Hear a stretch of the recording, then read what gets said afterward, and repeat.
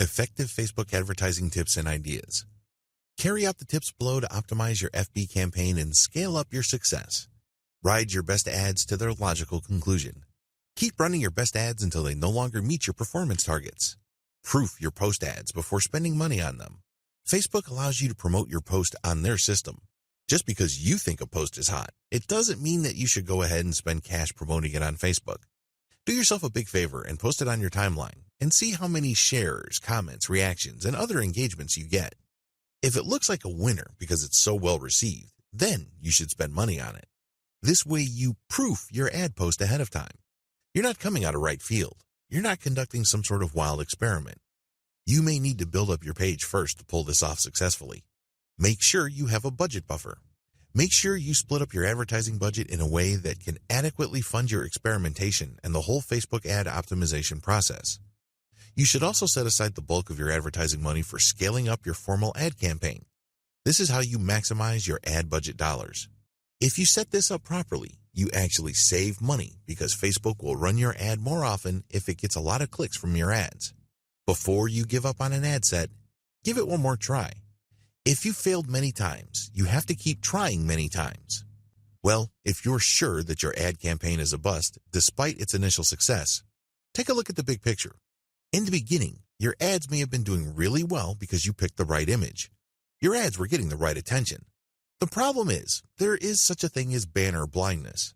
When consumers keep seeing the same banner over and over again, they reach a point where they no longer see it. That's right, it's as if your banner doesn't exist. This may be the case. If you look at your ad's performance and it was doing really well in terms of ROI in the beginning, and then all of a sudden it starts to drift down and eventually it drops off a cliff, you might want to change the image associated to your ad to cure banner blindness. Personally, I've turned around many of my campaigns just by using this simple trick.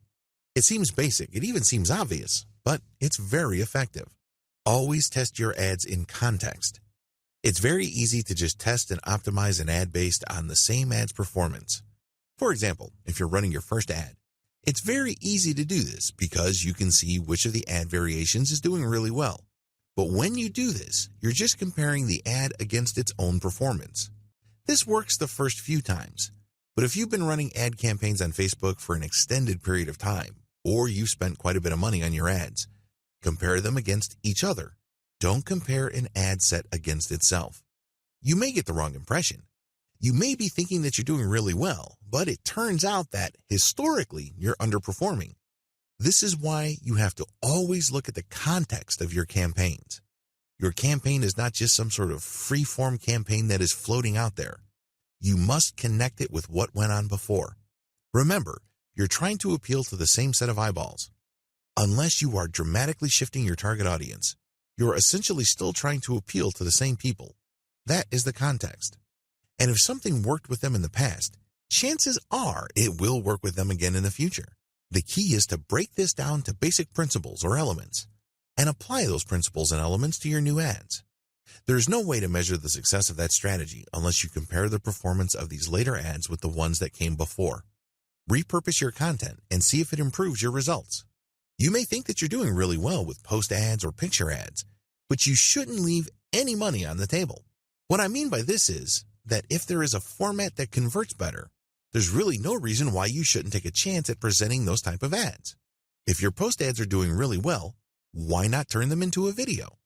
Create a video and run a video ad campaign. You may be in for quite a bit of a shock. It may well turn out that your otherwise stellar performance using text ads will suddenly go through the roof if presented in video form. Of course, you shouldn't adopt a one-time big-time mindset when repurposing or presenting content in a different format.